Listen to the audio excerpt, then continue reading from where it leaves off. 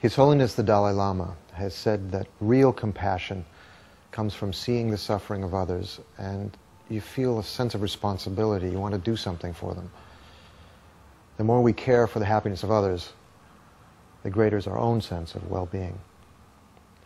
In Buddhism, this attitude of wishing to give ultimate benefit to others as much as possible is called Bodhicitta. It's the heart of Buddha's practice.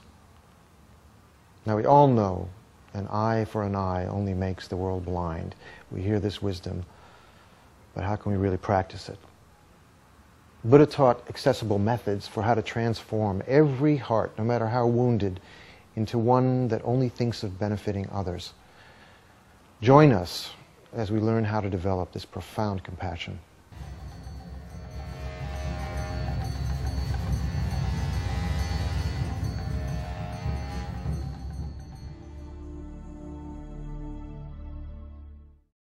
At the beginning of each of our teachings, we have been setting an appropriate motivation.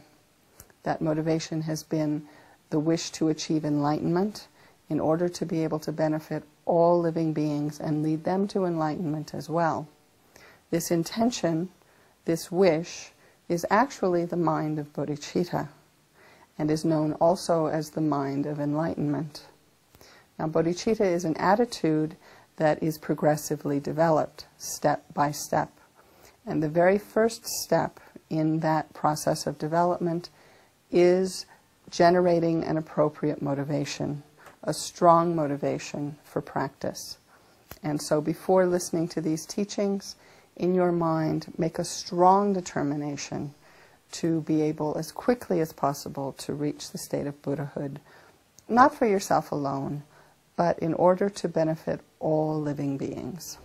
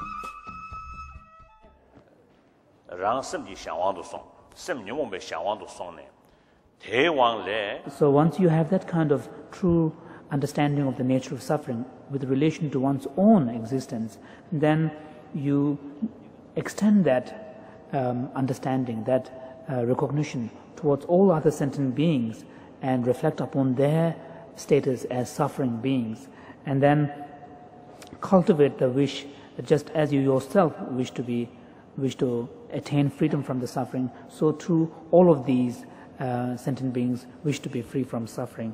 And so in that way you cultivate a great compassion and the wish that all sentient beings enjoy happiness, which is the freedom from suffering. That is the loving kindness. So on the basis of compassion that wishes others to be free of suffering, and loving kindness that wishes others to enjoy happiness, then you cultivate a sense of a special responsibility. Therefore, your compassion does not remain simply at the level of wish or aspiration, but rather it generates a sense of commitment and responsibility that I shall liberate all beings from suffering. And this kind of extraordinary sense of responsibility will lead to the eventual realization of Bodhicitta, which is the altruistic intention, aspiring to attain Buddhahood for the benefit of all beings. The Bodhicitta is like the central axle of the Mahayana path.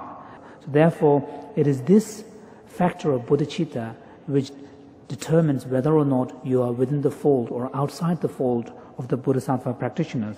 So if you lack the Bodhicitta, this altruistic intention, no matter how other powerful practices that you may have, such as the realization of emptiness, even direct realization of emptiness, or even nirvana that you may have attained, none of these practices become the conduct of a bodhisattva.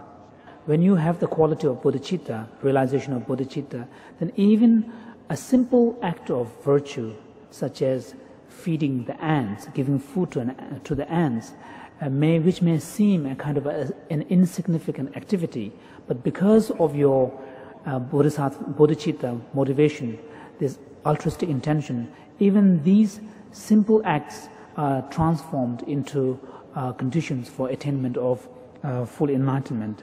And so in a way it is like an elixir that transforms base metals into gold.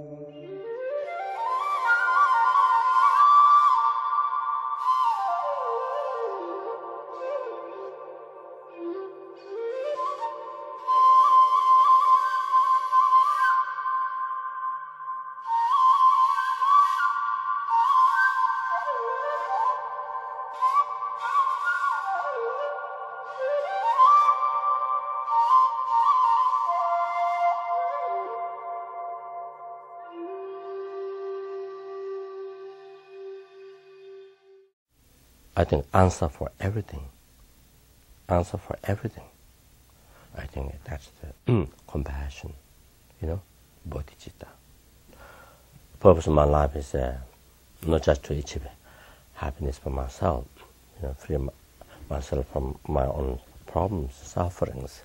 Purpose of my life is to benefit others, other sentient beings who are numberless. So I must free them from all the suffering causes and bring them to enlightenment. So when you generate this thought, this attitude of the bodhicitta, total benefit of others, so it brings so much peace, contentment, fulfilling in your heart, makes your life so happy. So usually there's two ways to develop bodhicitta. One technique to develop bodhicitta is through 7 techniques of the mind, cause, and effect. So you meditate how all the sentient beings have been your mother and the kind. If you get body, and then numberless kindness, you see, that protect one's life from dangers. Then numberless kindness gave education, numberless kindness,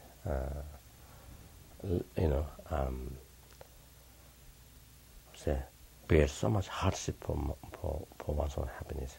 That they, when they've been one's mother, and bears, so much hardship, suffers so much, for to take care of oneself, for one's own well-being, for one's own happiness. So, like that we see. Then, so this is how you meditate in that technique, see, the mother and kind, So then you see, you feel so very precious.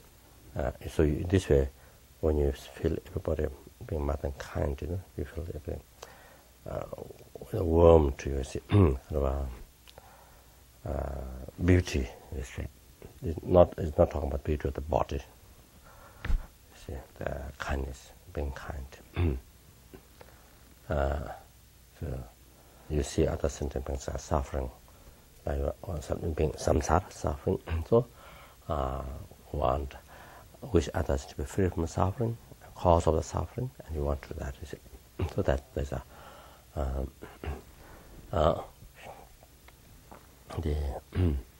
when you take the responsibility on yourself, to cause happiness to others, that's the mahana, the loving kindness. And this is my turn. This is my turn is to help them. So I must free them from all. You see, I will free them from all the sentient beings, without exception, from all the suffering and causes that bring me to enlightenment by myself alone. So you take the full responsibility on yourself. Then the success of that, there's no other way except first myself to achieve enlightenment.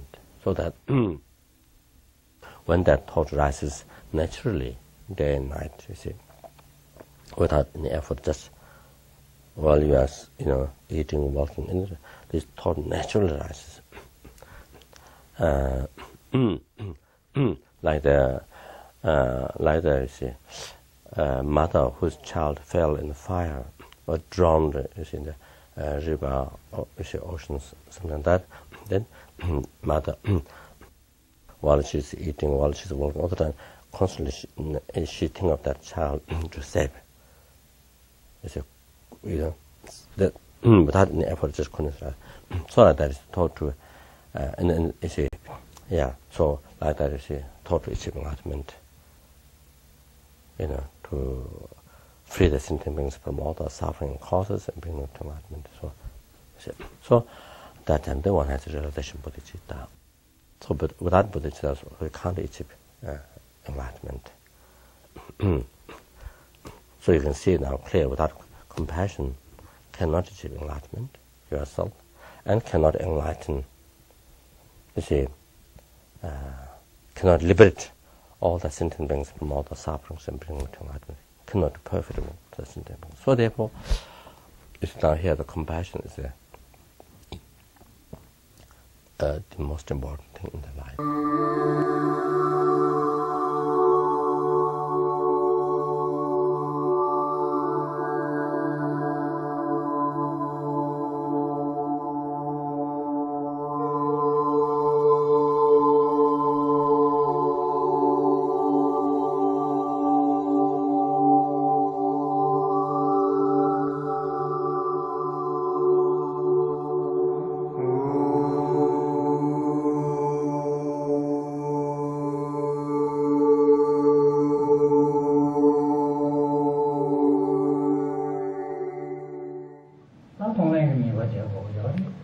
One of these verses of Bodhicitta in the training says, this chronic disease of constantly cherishing oneself, of the chronic disease of egoism, it is actually the cause of all the unwanted circumstances. Having recognized that this is the one to blame for all the shortcomings, bless me so I might be able to eliminate this self-grasping, the practice of Tonglen, of taking and giving. This is an incredible powerful practice, incredible powerful meditation, and the immediate result, good result that you have on training your mind on the basis of Tonglen is that you will be able to develop a very uncommon, powerful courage. You become really brave-hearted. Very brave, so brave that you that nothing will be able to shake you anymore. You become as brave as being that kind of courage that you are sure you can take upon yourself the burden of all sentient beings, and you are able to give to all sentient beings whatever they need from yourself alone. So it means that once you have acquire so much courage by training your mind, you won't be harmed by delusions anymore. Delusion arises in your mind, but you'll be able to conquer them right away. So once you have given, once you mentally, you have trained of giving, of being able to give yourself to others to that extent, the quality of your happiness will increase tremendously. Is actually the best happiness you can find. If something happens to you when you have trained your mind so much with this meditation of giving, and taking upon yourself the sufferings of sentient beings and giving out whatever goodness you have, you cannot experience anymore any loss because mentally you have given it already. So instead of encountering sufferings upon having losses, your mind becomes happier and happier. The actual meditation on taking and giving is as you should try to meditate in this way. So first of all, you just visualize yourself surrounded by all sentient beings. Then you should begin gradually first begin with yourself. You think of your own sufferings first, the sufferings of today, the sufferings of tomorrow, the suffering of this life, the sufferings you might and then increase it with the suffering of future life and so forth, until you are comfortable accepting your own sufferings ripening upon yourself. Then slowly move over to your parents, move over to your parents, move over to your kids, move over to your husband or to your wife, to your family. And then you move over, once you're comfortable with that, you increase with all your friends. Once you're comfortable with that, you increase with all your enemies. And once you're comfortable with that, you increase with all the strangers, all the human beings. Then once you're comfortable with that, you increase with all the animals, and so on and so forth. You gradually build up the strength of your courage and your meditation until you're able to embrace all sentient beings. The meditation of taking and giving. In Tibetan, actually, Tonglen means giving and taking. But from the point of view of the practice, you first take and then give. You first take upon yourself and then you give out. So once you have this, on the basis of this feeling of compassion, begin to think that all these sufferings, the sufferings of the hell beings, of cold and heat, the sufferings of hunger and thirst, of the pretas and so on, each of them, for each sentient beings, think that they come out of these sentient beings like a huge black cloud. And in the nature is the sufferings of the sentient beings and the causes, all those non-virtuous actions which bring as a result that type of suffering, and they just ripen on you. They just absorb right in the center of the heart, where the self-cherishing thought stays, right there, and destroys it. They think that it ripens completely everything on yourself. And by doing this, think that I'm freeing all my mother sentient beings from their sufferings. They're ripening upon me right now. Therefore, from now on, all my mother sentient beings, they will dwell in the irreversible happiness, and I myself alone am doing this. So generate a great joy at the end of your meditation of having been able to do and being able to do so. So at this point, once you have taken in this way gradually, then it is a moment of giving. Giving is done, taking is done on the basis of great compassion, wanting all sentient beings to be free from suffering. This is the meaning of compassion. So now you give with love. What is the meaning of love? Love, the wish of all sentient beings to be happy, to possess all their happiness, temporary and ultimate happiness that they wish for, in accordance with their desire, exactly as they desire. But by using your breath with your visualization, mounting it with love and compassion to give and to take, it becomes quite powerful and a quick method to realize the mind of enlightenment.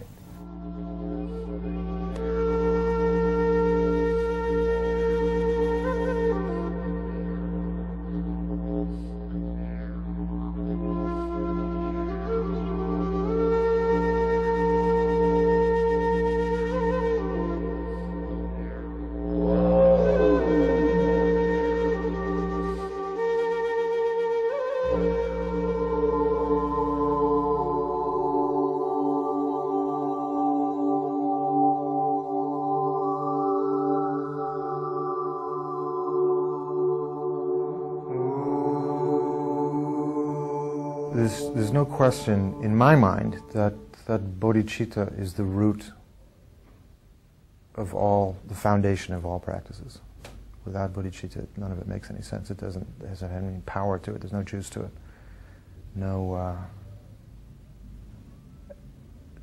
From my experience, there's no transformative effect to meditation without developing compassion. It becomes a bit dry and ineffectual. And it creates a kind of cool detachment, which I don't think was the purpose of the Buddha's work. Ultimately, the work that is achieved through the various practices is to break down all barriers And there's no more tangible one than breaking down the barriers to having a compassionate, open heart to all beings, insects and enemies included.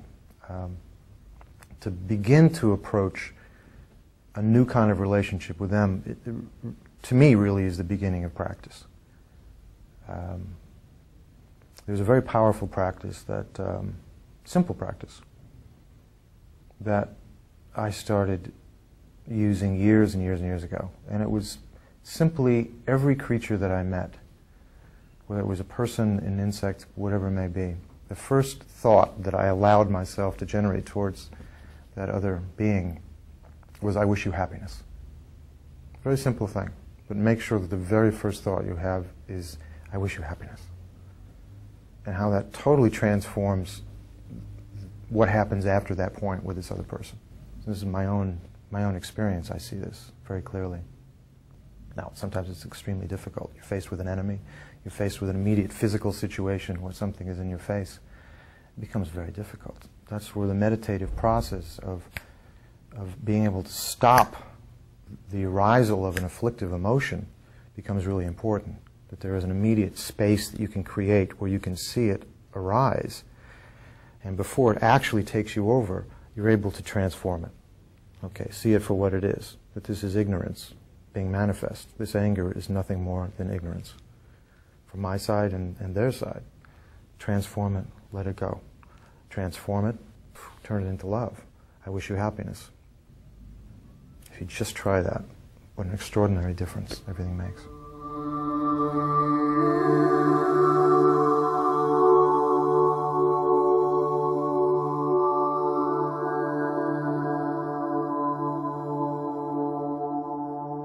Giving birth is an amazing experience, and for me the pain was so intense that it really allowed my mind to focus in a way that I very rarely, if ever, can otherwise. And so during the process of birth, when a contraction would come and it would just be so intense and so painful, that was really the only time I've ever been able to practice Tonglen in a way that I felt like it was really powerful, and it was really affecting my mind, and it was the only thing that allowed my mind to get through that process. Because if I would freak out and lose concentration for a minute, the pain would just be so overwhelming I couldn't handle it. But then if I could just think of all the others out there who had either experienced that kind of pain in similar situations, or the numerous other kinds of pain that people are experiencing all the time, and I could think of trying to take on their suffering and to experience it and take it away from them in what I was feeling, it somehow helped to keep it much more focused, and it helped to keep it bearable. I got a tiny taste during that process of how powerful Tonglen can be, and how amazing. Like, if you really practice that all the time, and you just, or as a regular daily practice even, it would just change how you viewed the world so much. And then I think as a parent, you start to get a little opportunity to do that in the waking time. It's probably in practice, in being around my daughter, that's probably the only time really that I'll have a desire and she'll have an opposing desire, and I'll give in and do what she needs before I'll do what I need. And so it's nice to see that. And it's amazing to imagine what it would be like to have that feeling towards every other being, you know, on the planet. And you can see some of these teachers that do have that feeling towards every being on the planet, and it's amazing.